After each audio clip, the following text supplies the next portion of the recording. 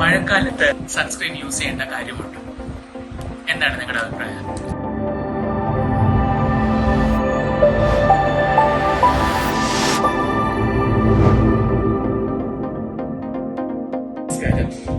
ഇന്ന് സൺ പ്രൊട്ടക്ഷനെ കുറിച്ചാണ് ഞാൻ ഇവിടെ സംസാരിക്കാൻ പോകുന്നത്.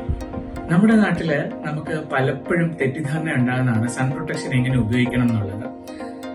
സൺ പ്രൊട്ടക്ഷൻ വളരെ അത്യന്താപേക്ഷിതമായിട്ടുള്ള ഒരു കാര്യമാണ്. അത് എന്തിനാണെന്ന് വെച്ച് കഴിഞ്ഞാൽ ഒന്ന് നമ്മുടെ ഏജിങ്ങിനെ പ്രിവെന്റ് ചെയ്യാനായിട്ട്, ഒന്ന് സൂര്യതാപത്തിൽ നിന്ന് അല്ലെങ്കിൽ സൺ ബേണിൽ നിന്ന് നമ്മുടെ സ്കിന്നിനെ പ്രൊട്ടക്ട് ചെയ്യാനായിട്ട്, പിന്നെ ടാനിങ് നിന്ന് നമ്മുടെ സ്കിന്നിനെ രക്ഷിക്കാൻ വേണ്ടിയിട്ട്, പിന്നീട് സൺലൈറ്റ് അലർജി അല്ലെങ്കിൽ ഫോട്ടോ ടോക്സിസിറ്റി, ഫോട്ടോ സെൻസിറ്റിവിറ്റി എന്നൊക്കെ പറയുന്ന സൺലൈറ്റിന്റെ അലർജികളുണ്ട് പല കാലത്ത്, അതിൽ നിന്ന് നമ്മുടെ ത്വക്കിനെ സംരക്ഷിക്കാനായിട്ട്, പിന്നെ സൺറൈസ് കാരണമുള്ള ക്യാൻസേഴ്സിനെ ത്വക്കിലുണ്ടാകുന്ന സ്കിൻ ക്യാൻസേഴ്സിനെ ഉണ്ടാകാതിരിക്കാനായിട്ടും നമ്മൾ സൺ പ്രൊട്ടക്ഷൻ വളരെ അത്യന്താപേക്ഷിതമാണ്.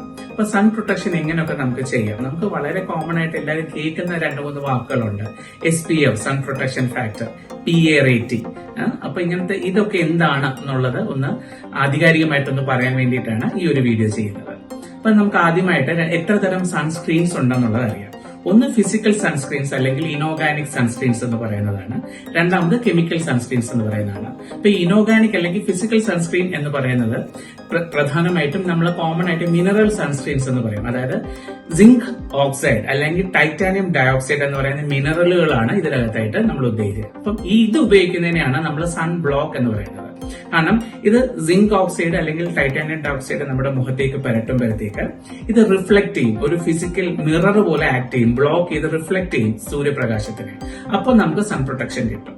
മറ്റേത് നമ്മൾ കെമിക്കൽ സൺസ്ക്രീൻസ് എന്ന് പറയുന്നത് അവോബെൻസോൺ, അങ്ങനെ കെമിക്കൽ റിങ്സുകളാണ്. ബെൻസീൻ ആയിട്ടുള്ള ടിനോസോബ് എന്നൊക്കെ പറഞ്ഞിട്ടുള്ള സൺസ്ക്രീൻസുകളുണ്ട്. അപ്പൊ ഇതെന്താ സംഭവിക്കുന്നതെന്ന് പറഞ്ഞാൽ നമ്മുടെ സ്കിന്നിൽ ഇത് അപ്ലൈ ചെയ്യുമ്പോഴത്തേക്ക് നമ്മുടെ സ്കിന്നിന്റെ ഉപരിതലത്തിൽ നിന്ന് അകത്തേക്ക് ഇത് ഇറങ്ങും. ഇത് ഇറങ്ങിക്കഴിഞ്ഞിട്ട് സൂര്യരശ്മികൾ നമ്മുടെ സ്കിന്നിൽ പതിക്കുമ്പോഴത്തേക്ക് ഈ സൂര്യതാപത്തിനെ ഇത് അബ്സോർബ് ചെയ്തിട്ട് ഹീറ്റ് എനർജി ആയിട്ട് ഇത് കൺവേർട്ട് ചെയ്തിട്ട് കളയുകയാണ് ചെയ്യുന്നത്. അപ്പൊ ഇതൊന്ന് അബ്സോർബ് ചെയ്തിട്ട് ഇത് ഈ റേസിനകത്തോട്ട് കടക്കുന്നതിനെ പ്രൊട്ടക്ട് ചെയ്യത്തുള്ളൂ. അപ്പൊ അതുകൊണ്ട് തന്നെ പലപ്പോഴും നമ്മൾ ഈ കെമിക്കൽ സൺസ്ക്രീൻസ് ഉപയോഗിക്കുമ്പോഴത്തേക്ക് ഈ ചൂട് അവിടെ ജനറേറ്റ് ചെയ്യുന്നത് കൊണ്ട് തന്നെ പലരും സൺസ്ക്രീൻ ഉപയോഗിച്ചു കഴിഞ്ഞാലും എനിക്ക് ടാനിങ് വരുന്നു എന്ന് ചില ആൾക്കാർ പറയാറുണ്ട്. അപ്പൊ അങ്ങനെയുള്ളവർക്ക് നമുക്ക് ഈ കെമിക്കൽ സൺസ്ക്രീൻസ് ഉപയോഗിക്കാൻ പറ്റത്തില്ല. അവർക്ക് ഫിസിക്കൽ സൺസ്ക്രീൻസ് തന്നെ ഉപയോഗിക്കാം. പിന്നെ എല്ലാവർക്കും നമുക്ക് അപ്പൊ അതുകൊണ്ട് അതിനെയാണ് സൺ ബ്ലോക്ക് എന്നും സൺസ്ക്രീൻ എന്നും പറയുന്നത്. അപ്പൊ ഫിസിക്കൽ സൺസ്ക്രീനിനെ സൺ ബ്ലോക്ക് റിഫ്ലക്ട് ചെയ്യുന്നതിനെ സൺസ്ക്രീൻസ്, കെമിക്കൽ സൺസ്ക്രീനിനെ സൺസ്ക്രീൻസ് എന്ന് പറയും. ഇനി 2 ടെർമിനോളജീസ് ഞാൻ പറയാണ് കോമൺ ആയിട്ട് നമ്മൾ യൂസ് ചെയ്യുന്നത്. സൺ പ്രൊട്ടക്ഷൻ ഫാക്ടർ അഥവാ SPF. അപ്പൊ നമ്മുടെ നാട്ടില്, അതായത് ഇന്ത്യൻ സ്കിന്നിൽ വളരെ കോമൺ ആയിട്ട് ചില ആൾക്കാരൊക്കെ ഞങ്ങളുടെ അടുത്ത് വരുമ്പോഴത്തേക്ക് ഞാൻ SPF 100 യൂസ് ചെയ്യുന്നുണ്ട്, 115 യൂസ് ചെയ്യുന്നുണ്ട് എന്നൊക്കെ പറയാം. അതിന്റെ ആവശ്യതയില്ല. പൊതുവെ നമ്മുടെ സ്കിന്നില് മെലാനിന്റെ അളവ് കൂടുതലാണ്. നമ്മൾ കുറച്ച് ബ്രൗണിഷ് അല്ലെങ്കിൽ ബ്ലാക്ക് സ്കിൻ ടൈപ്പ് ഉള്ളവരാണ്. അപ്പൊ നമുക്ക് പൊതുവെ ഒരു പ്രൊട്ടക്ഷൻ കിട്ടാറുണ്ട് മെലാനിന്റെ ശരീരത്തിൽ സ്കിന്നിലെ പ്രസൻസ് ഉണ്ടായതുകൊണ്ട് തന്നെ. അപ്പോൾ നമുക്ക് ഒരു SPF 15 മുതൽ SPF 50 വരെയുള്ള പ്രൊഡക്ട്സുകൾ നമ്മൾ യൂസ് ചെയ്ത് കഴിഞ്ഞാൽ നമുക്ക് അഡിക്വേറ്റ് ആയിട്ടുള്ള ഒരു സൺ പ്രൊട്ടക്ഷൻ കിട്ടും. അപ്പൊ എന്താണ് ഈ SPF എന്ന് ഉദ്ദേശിക്കുന്നത്? ഈ സൺ പ്രൊട്ടക്ഷൻ ഫാക്ടർ എന്ന് പറഞ്ഞു കഴിഞ്ഞാൽ അൾട്രാവയലറ്റ് രശ്മികളിൽ അൾട്രാവയലറ്റ് B, UVB എന്ന് പറയുന്ന രശ്മികൾ നമ്മുടെ സ്കിന്നിൽ പതിച്ചു കഴിഞ്ഞാൽ ഉണ്ടാകുന്ന ബേൺസ് ഉണ്ട്, സൺ ബേണുകളുണ്ട്. അതിൽ നിന്ന് നമ്മളെ പ്രൊട്ടക്ട് ചെയ്യാൻ വേണ്ടിയിട്ടുള്ള ഒരു ഫാക്ടറിനെയാണ് സൺ പ്രൊട്ടക്ഷൻ ഫാക്ടർ എന്ന് പറയുന്നത്.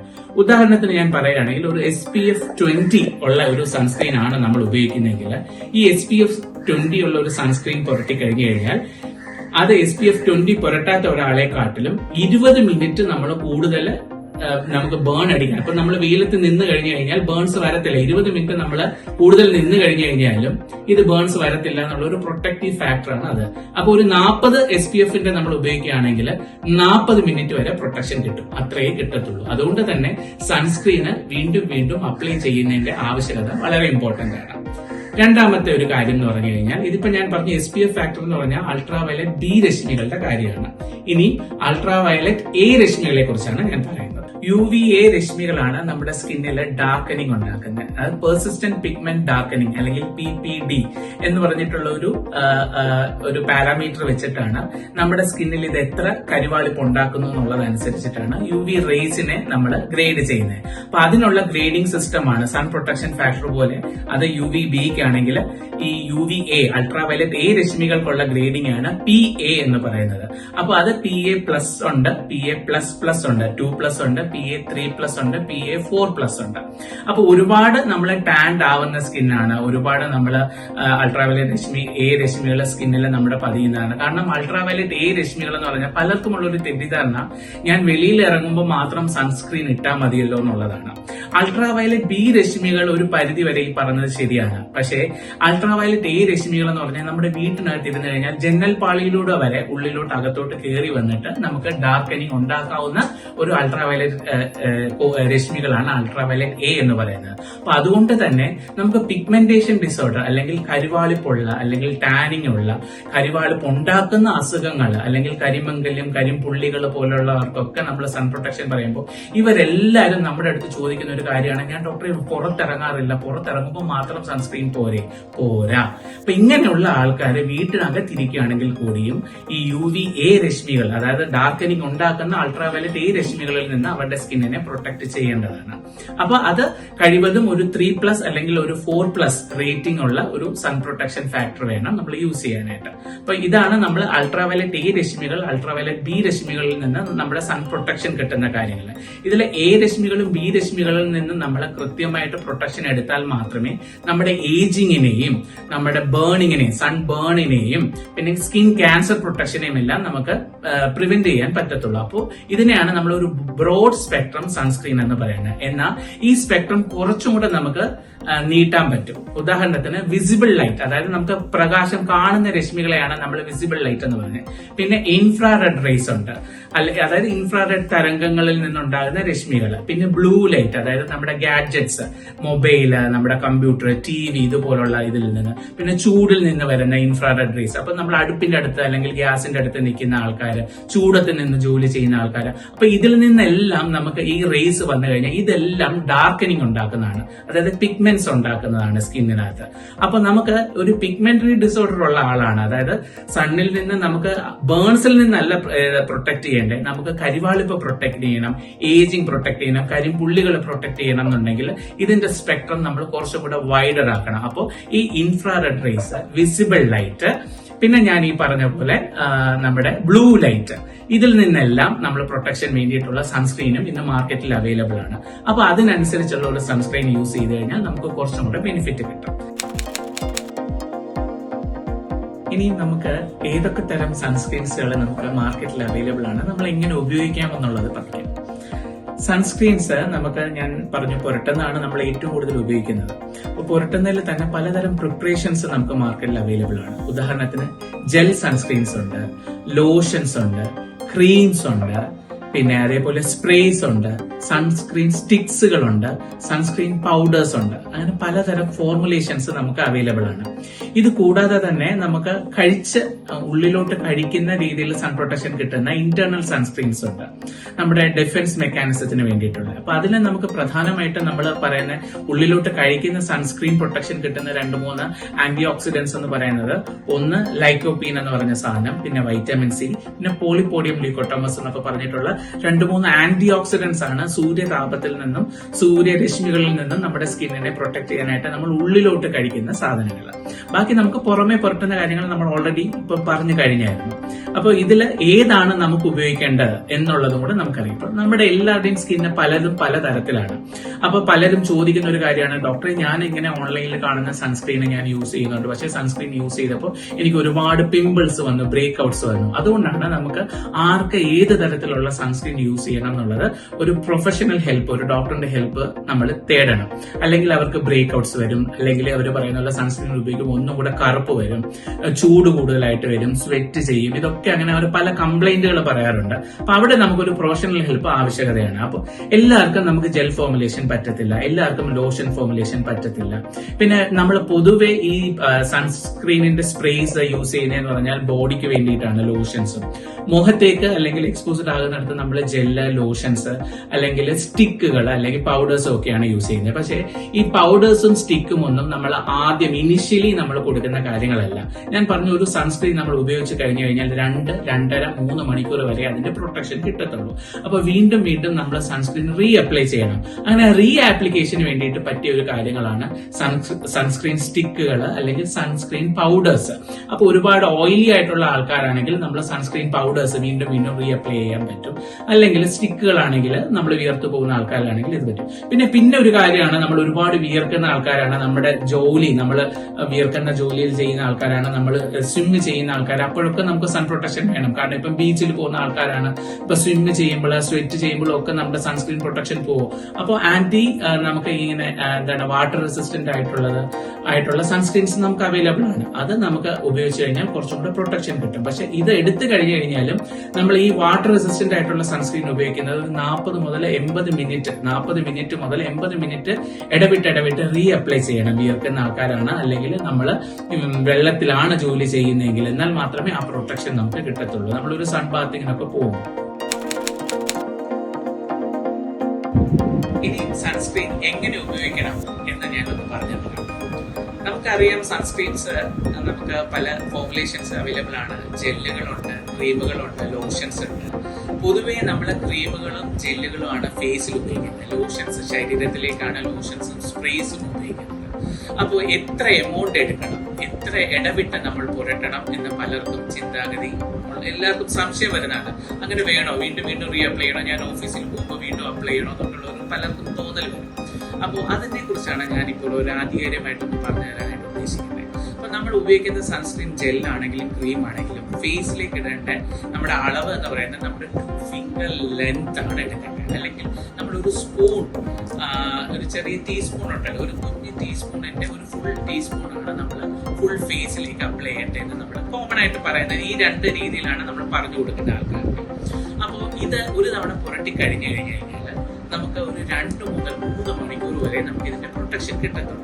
ഞാൻ പറഞ്ഞു, അത് പ്രൊട്ടക്ഷൻ എങ്ങനെ കിട്ടുന്നതെന്ന് പറഞ്ഞാൽ, സൺ പ്രൊട്ടക്ഷൻ കിട്ടുന്നത് ഞാൻ പറഞ്ഞു SPF UVB ആണെങ്കിൽ സൺ പ്രൊട്ടക്ഷൻ ഫാക്ടർ ഉണ്ട്.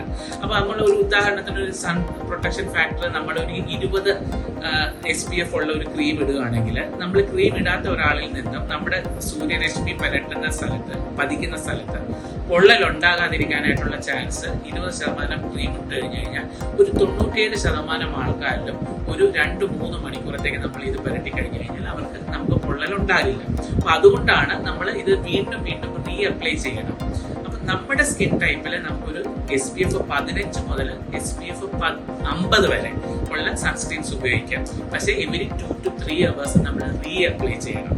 അപ്പൊ നമ്മൾ ഒരുപാട് പക്ഷെ വിയർക്കുന്ന ആളാണ്, വെള്ളത്തിൽ ജോലി ചെയ്യുന്ന അങ്ങനത്തെ സ്വിമ്മേഴ്സ് ആണ്, സ്വിംഗേഴ്സ് ഒക്കെ ആണെങ്കിൽ ഈ 2-3 മണിക്കൂർ എന്നുള്ളത് 1-1.5 മണിക്കൂറിനുള്ളിൽ വീണ്ടും റീ അപ്ലൈ ചെയ്യേണ്ടതായിട്ട് വരും. അതാണ് ആപ്ലിക്കേഷന്റെ ഇത്.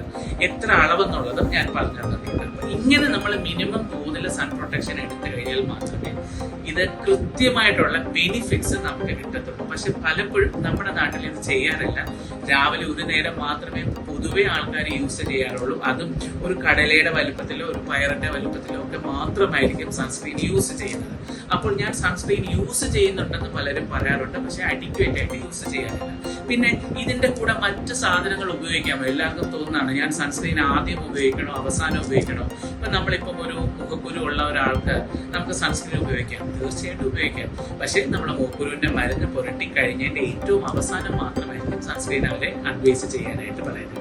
പക്ഷെ ഇപ്പോൾ നമുക്ക് മേക്കപ്പ് ചെയ്യുന്ന ഒരാളാണെന്ന് വെച്ചിട്ടുണ്ടെങ്കിൽ, അപ്പൊ നമുക്ക് മേക്കപ്പ് ചെയ്യുന്നതിന് മുമ്പ് സൺസ്ക്രീൻ യൂസ് ചെയ്യണം, തീർച്ചയായിട്ടും യൂസ് ചെയ്യണം. അപ്പൊ മേക്കപ്പ് ചെയ്യുന്നതിന് മുമ്പ് നമ്മളൊരു പ്രൈമർ മുഖത്ത് ഉപയോഗിച്ച് കഴിഞ്ഞു കഴിഞ്ഞാൽ അത് കഴിഞ്ഞ ഉടനെ ആദ്യം ചെയ്യേണ്ടത് ഒരു സൺ പ്രൊട്ടക്ഷൻ ക്രീം ഉപയോഗിക്കുക എന്നുള്ളതാണ്.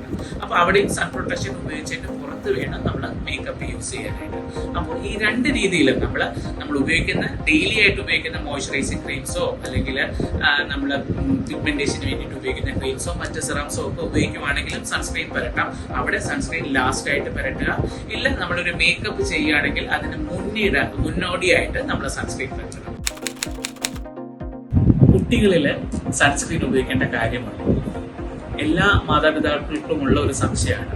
തീർച്ചയായിട്ടും വേണം കുട്ടികളിലും. അതായത് ഇന്നത്തെ കാലത്ത് നമുക്ക് എന്നാന്ന് വെച്ച് കഴിഞ്ഞാൽ കുട്ടികളിലെല്ലാം നമ്മളെ കുട്ടികൾ അടങ്ങിയിരിക്കാനും അവരെ അടക്കി നിർത്താനുമായിട്ട് പലപ്പോഴും അച്ഛനമ്മമാരുടെ ഒരു ട്രിക്ക്, അത് നല്ലതെന്ന് ഞാൻ പറയത്തില്ല, മൊബൈൽ കൊടുക്കുക അല്ലെങ്കിൽ ലാപ്ടോപ്പിൽ വീഡിയോസ് ഇട്ട് കൊടുക്കുക അല്ലെങ്കിൽ ടിവിയുടെ മുന്നിൽ ഇരുത്തുക എന്നുള്ളതാണ്. അപ്പോൾ ഇതിൽ നിന്നുണ്ടാകുന്ന blue light, infrared raise, ultraviolet C രശ്മികൾ, അപ്പൊ പിന്നെ ഇതെല്ലാം തന്നെ കുട്ടികൾക്ക് ഡാമേജ് ഉണ്ടാക്കുന്നതാണ്. അതുകൊണ്ട് തന്നെ കുട്ടികൾക്കും സൺ പ്രൊട്ടക്ഷൻ വേണം. പിന്നെ കുട്ടികൾ നമ്മൾ കളിക്കാൻ പോകുന്ന പിള്ളേരല്ലേ, അപ്പൊ ഒരുപാട് വെയിലത്ത് ഇപ്പൊ പഴയ പോലെയല്ല, വെയിലിന്റെ രശ്മികൾ, സൺബേൺസ്, സണ്ണിൽ നിന്നുണ്ടാകുന്ന അലർജികളും കുട്ടികൾക്ക് ഒരുപാട് കോമൺ ആയിട്ട് കാണാറുണ്ട്. വെള്ള പാടുകളായിട്ട് മുഖത്ത് പ്രസിപ്പിറ്റ് ചൂർച്ചിലായിട്ട് വരുന്ന കുഞ്ഞുങ്ങൾ ഒരുപാട് പേരുണ്ട്. അപ്പൊ അതുകൊണ്ട് ക്രിക്കറ്റ് കളിക്കാൻ പോകുന്നത്, ഫുട്ബോൾ കളിക്കാൻ പോകുന്നത്, ടെന്നീസ് കളിക്കാൻ പോകുന്ന കുട്ടികൾ, ഇവർക്കെല്ലാം നമ്മൾ മസ്റ്റ് ആയിട്ടും സൺ പ്രൊട്ടക്ഷൻ ഫാക്ടേഴ്സ് ഉള്ള സാധനങ്ങൾ നമുക്ക് ഉപയോഗിക്കേണ്ടത് അത്യാവശ്യകതയാണ്. അപ്പോൾ ഏറ്റവും നല്ലത് ഫിസിക്കൽ സൺസ്ക്രീൻ ആണ്. ഇപ്പൊ നമ്മൾ അറിയാം, ക്രിക്കറ്റ് കളിക്കാൻ പോകുന്ന ആൾക്കാരുടെ എല്ലാം മുഖത്തല്ല നല്ല വെളുത്തിട്ടിരിക്കുന്നത് സിങ്ക് ഓക്സൈഡ് ആണ്. അപ്പൊ അത് ഇച്ചിരി വില കുറഞ്ഞ സാധനങ്ങളാണ് സിങ്ക് ഓക്സൈഡ് എന്നൊക്കെ പറഞ്ഞ സാധനം. പക്ഷെ അത് നമ്മൾ പുരട്ടി കഴിഞ്ഞു കഴിഞ്ഞാൽ അറിയാം, നമ്മുടെ മുഖത്തൊരു പേസ്റ്റ് പോലെ ഇരിക്കും. അപ്പൊ അങ്ങനത്തെ ഉപയോഗിക്കാം. പിള്ളേർക്ക് അത് കൺസേൺഡ് അല്ല. അപ്പൊ അവർ കോസ്മെറ്റിക്കലി കുറച്ച് കൺസേൺഡ് ആണ്, ഞാൻ സൺസ്ക്രീൻ പുരട്ടിയത് കാണാൻ പാടില്ല എന്നുണ്ടെങ്കിൽ നമുക്ക് ഇതിൻ്റെതായിട്ടുള്ള ഒരുപാട് പുതിയ വേർഷൻസ് ഉണ്ട്. Micronised zinc oxide, titanium dioxide വേർഷൻസുകളൊക്കെ ഉണ്ട് ഫിസിക്കൽ സൺസ്ക്രീൻ. അത് കുട്ടികളിൽ വളരെ കോമൺ ആയിട്ട് ഉപയോഗിക്കാൻ പറ്റുന്ന ഒരു സൺസ്ക്രീൻസ് ആണ്, അത് അവർക്ക് ഉപയോഗിക്കാം. പിന്നെ അതോടൊപ്പം തന്നെ അവരെ പ്രൊട്ടക്ട് ചെയ്യാനായിട്ടുള്ള ക്ലോത്തിങ്ങും ധരിക്കാനായിട്ട് പറയാം. പക്ഷെ തീരെ കുഞ്ഞുങ്ങളാണെങ്കിൽ 6 മാസത്തിന് താഴെയുള്ളവർക്ക് നമ്മൾ സൺസ്ക്രീൻ റെക്കമെൻഡ് ചെയ്യുന്നില്ല. അവരോട് നമ്മൾ പൊതിഞ്ഞ് കംപ്ലീറ്റ്ലി അവരെ കവർ ചെയ്ത് കൊണ്ടുനടക്കാനാണ് നമ്മൾ പറയുന്നത്. മഴക്കാലത്ത് സൺസ്ക്രീൻ യൂസ് ചെയ്യേണ്ട കാര്യമുണ്ട്. എന്താണ് നിങ്ങളുടെ അഭിപ്രായം? നമുക്ക് വളരെ കോമൺ ആയിട്ട് ആൾക്കാർ ചോദിക്കുന്ന ഒരു ചോദ്യമാണ്. യെസ്, അത് വളരെ ഇമ്പോർട്ടന്റ് ആണ്. മഴക്കാലത്തും സൺസ്ക്രീൻ ഉപയോഗിക്കേണ്ടത്. ഏതാണ്ട് 80% രശ്മികളും അൾട്രാവയലറ്റ് ബി രശ്മികളും അൾട്രാവയലറ്റ് എ രശ്മികളും മഴക്കാലത്ത് മേഘധൂപങ്ങളെ പെനട്രേറ്റ് ചെയ്ത് ഭൂമിയിലോട്ട് പതിയാറുണ്ട്. നമ്മൾ മൂടാപ്പ് കാണുമ്പോഴത്തേക്ക് നമുക്ക് ഈ വിസിബിൾ ലൈറ്റ് മാത്രമേ നമുക്ക് അത് കട്ട് ചെയ്ത് പോകുന്നുള്ളൂ. പക്ഷെ അൾട്രാവയലറ്റ് രശ്മികൾ നമ്മുടെ ഈ മേഘപാളിയിലൂടെ കടന്ന് നമ്മുടെ അടുത്തോട്ട് തന്നെ വരും. അപ്പൊ മഴക്കാലത്തും സൺസ്ക്രീൻ ഉപയോഗിക്കേണ്ടതായിട്ടുള്ള ആവശ്യകത വളരെ കൂടുതലാണ്. ഇൻഫാക്ട് മഴക്കാലത്ത് നമ്മൾ പലരും യൂസ് ചെയ്യാത്തത് കൊണ്ട് തന്നെ മഴക്കാലത്ത് ഈ വെയിലിന്റെ സൺസ്ക്രീൻ ഉപയോഗിക്കാത്തത് കൊണ്ട് വെയിലിന്റെ അലർജി, മഴ കഴിഞ്ഞിട്ടുള്ള വെയിലിൽ നിന്ന് പലർക്കും വെയിലിന്റെ അലർജി കോമൺ ആയിട്ട് കാണാറുണ്ട്. അപ്പൊ അതുകൊണ്ട് മഴക്കാലത്തും സൺസ്ക്രീൻ യൂസ് ചെയ്യേണ്ടത് വളരെ